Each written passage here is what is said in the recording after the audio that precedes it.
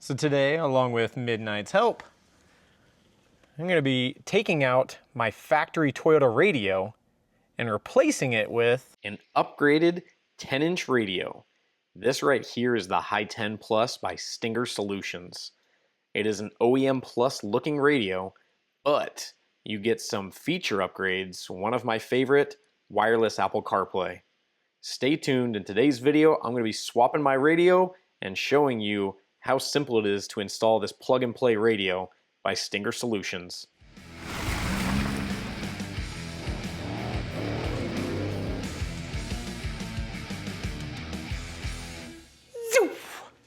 What's going on, guys? Welcome back for another video. If you're new to the channel, my name's Chris. Right behind me, this is the Fortune Taco, and as mentioned in the intro, this is my dog Midnight. And we're gonna be installing the HEIGH10 Plus by Stinger Audio. I've had my eyes on this thing for a while, and finally got my hands on one. It's a 10-inch display. And the most important thing, in my opinion, when it comes to replacing aftermarket radios, is having a physical volume knob. That is a huge thing for me. Not sure how other people feel, but I don't like having to press a button down, down, down. I like having the immediate turn down of a volume knob. So that's a really big factor for me and why I like this radio. When you purchase this radio, it's also gonna come with the installation kit from Stinger. This is gonna give you all the plastic trim pieces needed to make it sit, flush, and look factory, along with all the wiring harnesses needed to make it work just like a factory unit. So Stinger mentioned you only need a couple hand tools, so it should be a fairly easy installation today. Some wire cutters, a Phillips screwdriver, and a 10mm socket with a ratchet. The first thing we're gonna need to do is get this factory radio taken out. I'm currently running a dash mount here by Bullet Point Mount Solutions. I've been running Bullet Point stuff for a couple of years now, but I recently got in a new product that is gonna be replacing this. So today this is coming out. Probably for right now, I'm just gonna have nothing in there, but in a future video, I'm gonna be replacing the Bullet Point Mount Solutions with a new mount. Hopefully it'll work with the Stinger audio radio. Now's a good time to remind you guys, if you aren't subscribed to the channel already, click that subscribe button so you can see anytime I release future content on the channel, like the new dash mount that's gonna be getting installed in the future on the Fortune Taco. So I'm gonna get to it and start pulling all of this out so we can prep to get the new radio put in.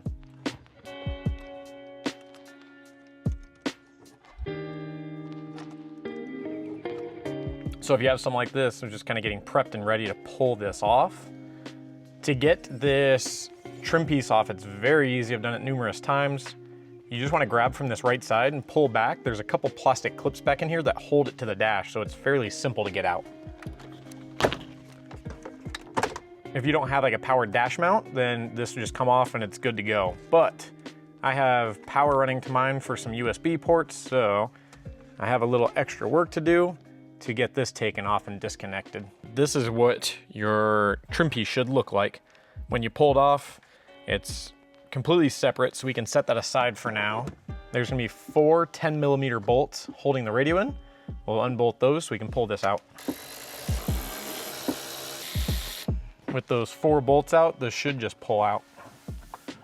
Now we have all of the wiring back here that needs to be disconnected. Each little cable should have a little push pin to it.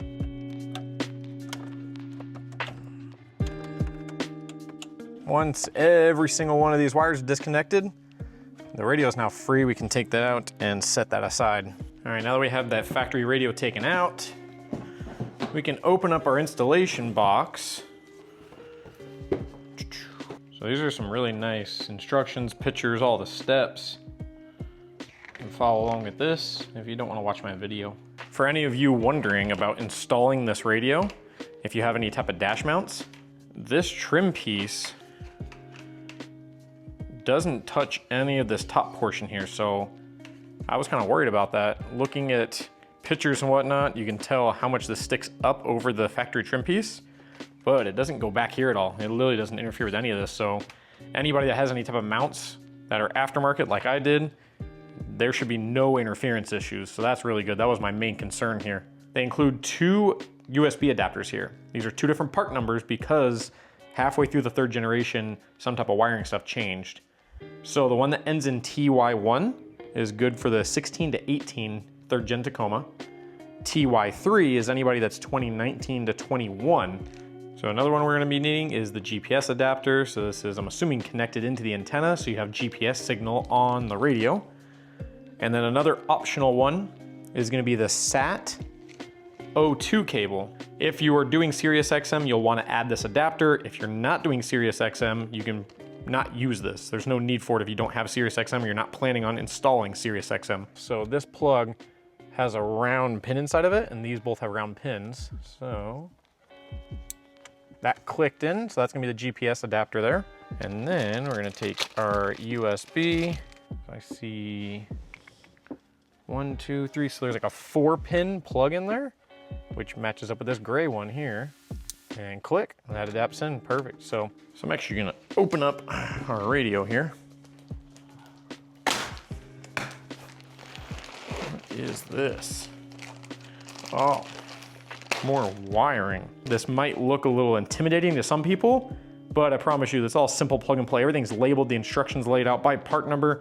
It's super simple. It might take a little time if you've never done this before, but don't let this intimidate you at all. Everything's plug and play, everything's labeled, it's super easy. So like I kind of already mentioned before, this is the actual radio that will be getting mounted into the dash that you will not see. This will be a behind the scenes kind of thing, but this is the powerhouse here.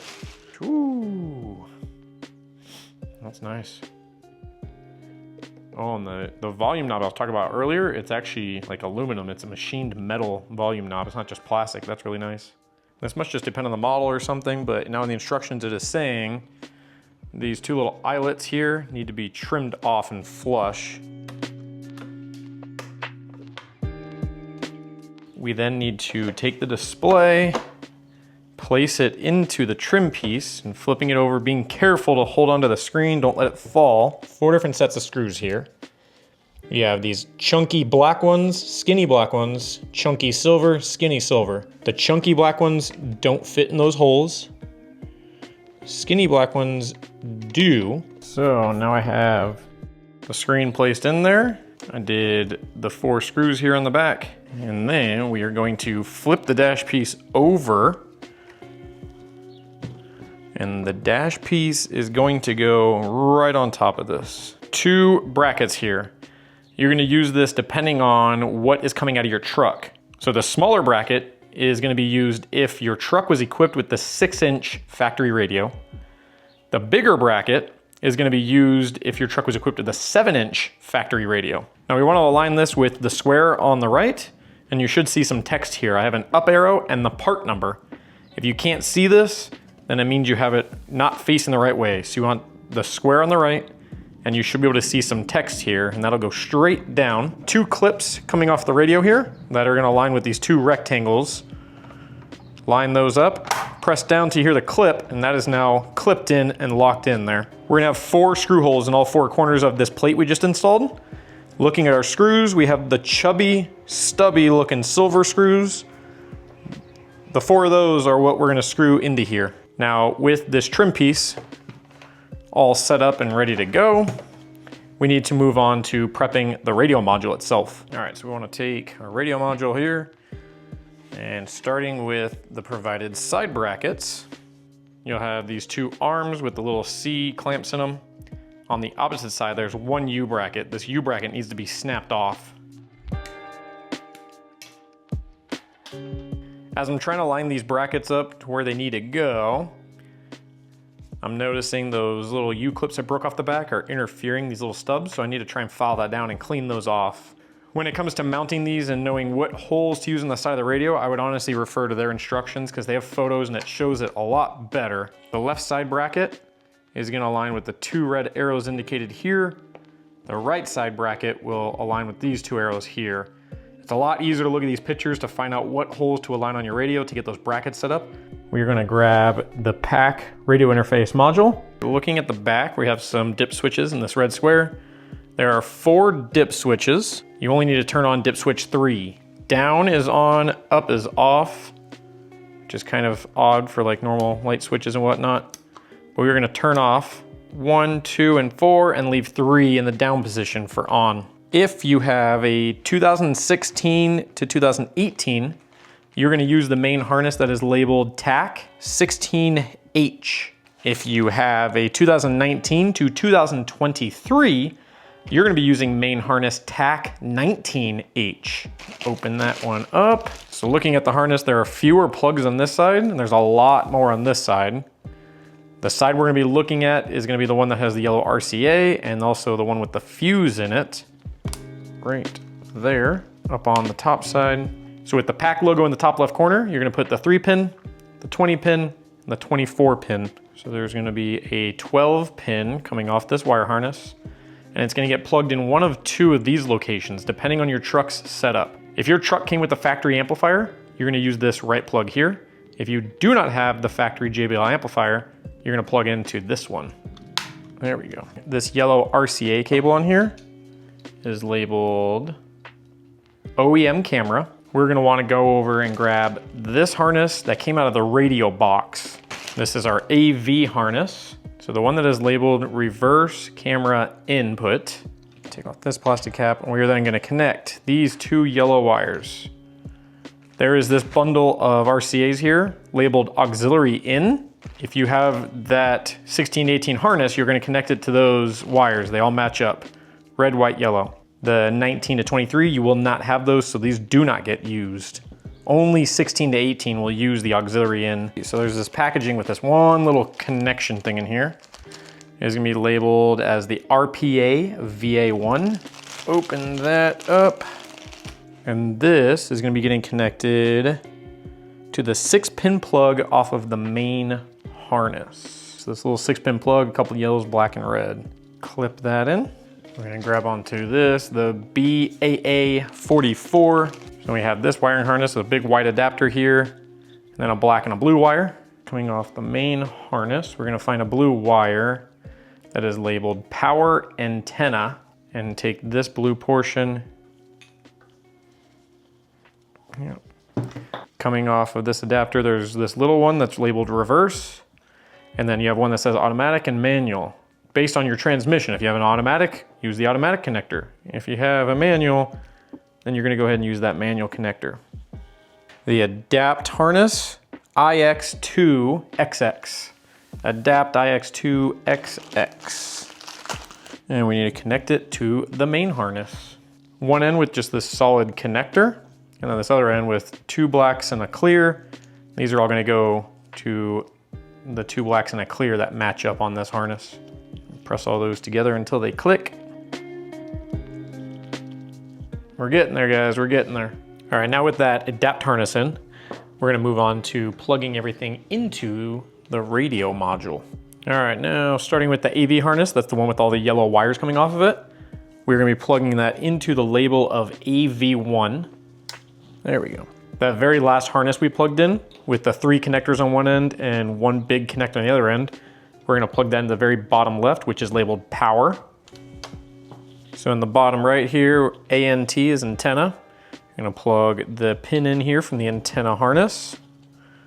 Press it all the way in. So then we have the display cable that came in the actual radio box. It's just this black cable. It has like a USB-C connection in it. I'm gonna plug that into here till it clicks. So taking this last bracket, we are actually gonna take the PAC module, placing it on here, using the supplied zip ties, we're actually gonna zip tie through the holes here to secure this to this plastic bracket.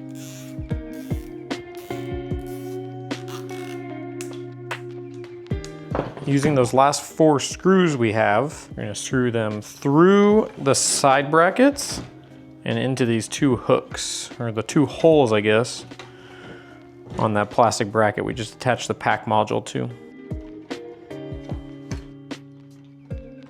Make sure you do not over tighten these screws because they're just going into plastic. I'm gonna take the radio module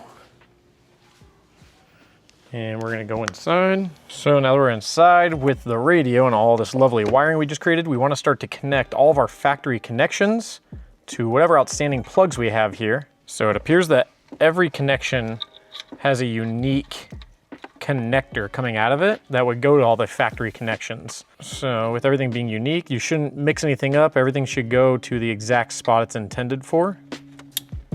They appear to be all color coordinated as well. I just plugged the black into a black. Now I got white into white, and then I guess not so much this one, but gray into black. So amp inputs, I don't have any amps I'm wiring up. So once we have all of the connections made, it's gonna be time to get this installed so we can attach the face unit and finish up this installation. So gently press it in there, making sure not to snag any wires, get everything nice and organized. It's gonna align with all these factory bolt holes where we took the original radio out of. You need to get those 4 10mm bolts installed back into the truck. Oh, one thing I should have mentioned, that display cable we plugged in earlier with the USB-C on it needs to be fed out the front because that's how we're gonna connect our display. There's a silver portion here in the center. The USB-C display cable port gets pushed up into here. Kind of slide it in there till it clicks. And then there's a little plastic cover. This is gonna go over this. I think it's just pretty much gonna secure that and hold the wire in there so it doesn't get pulled out or anything. There's this little one screw that came in this plastic bag. We'll take that out, and that's what's gonna hold the plastic cover in there.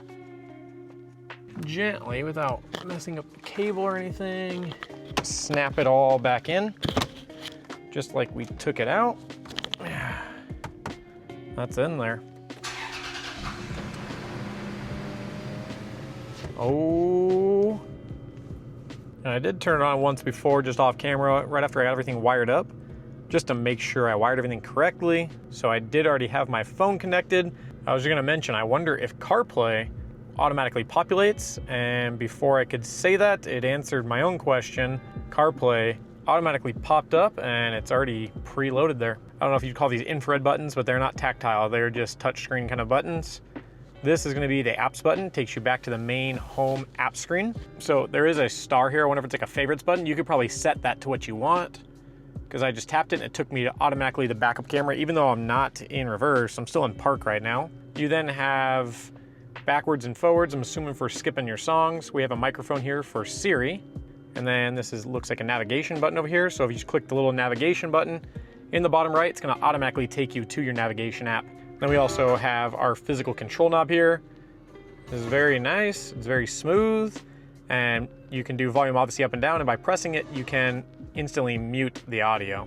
There's a whole plethora of things with this system I could get into, and I'm sure it would take me so much longer. We also have Android Auto. If you have an Android phone, I'm an iPhone user, so I have wireless Apple CarPlay. Audio settings, this is where it gets very detailed, especially here in the HEIGH10 Plus. We have an equalizer, which probably has more settings than most of you have ever seen before. Luckily, if you're someone just like me and you don't know that much about doing audio equalization, they have preset EQs in here that you can mess around with. You can change your individual volumes, like the main radio volume, the phone usage volume, you have your navigation talking, so you can change all that stuff to different ringtone. If you want your ringtones to come in really loud, or you want it to be super quiet, but while you're talking on the phone, you want it to be loud, you can adjust each individual audio setting, which I love. I think that is really awesome. You don't have just one main audio that you're always having to change. You can go in there and specifically tune talking on the phone, navigation, your radio to be all different levels.